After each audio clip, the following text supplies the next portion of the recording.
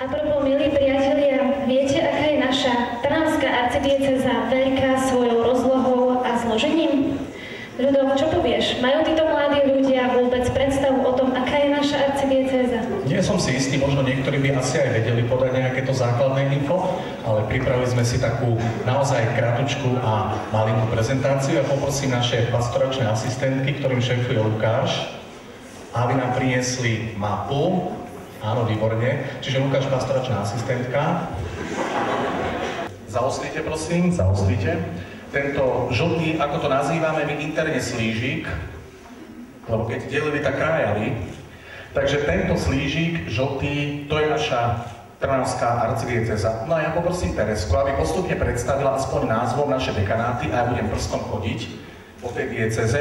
A vás poprosím, to bude taká interakcia, aby sme mali trošku prehľad, ktoré dekanáty sú najviac zastúpené, tak keď zaznie meno dekanátu, do ktorého patríte, tak potleskom sa prihlásite, že to sme my. A uvidíme, ktorý je najsilnejší. Tereska?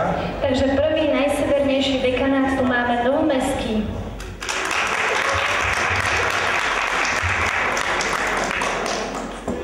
Druhý dekanát je tu Piešťanský.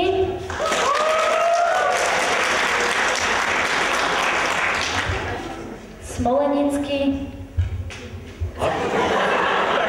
Aspoň a pán arcibiskup tlieska, takže Smolenický máme. A ja by som mal. Blohovecký.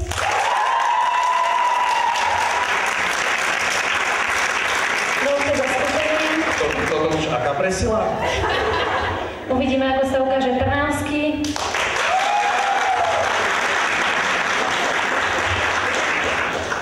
Či tu máme niekoho zo Sereckého dekanátu?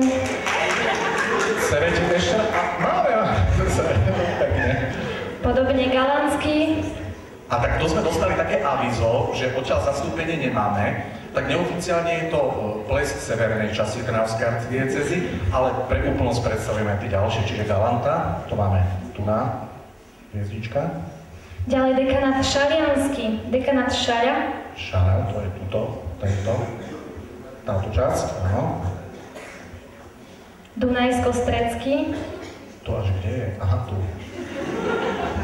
To sme stále vymili, mali priateľia.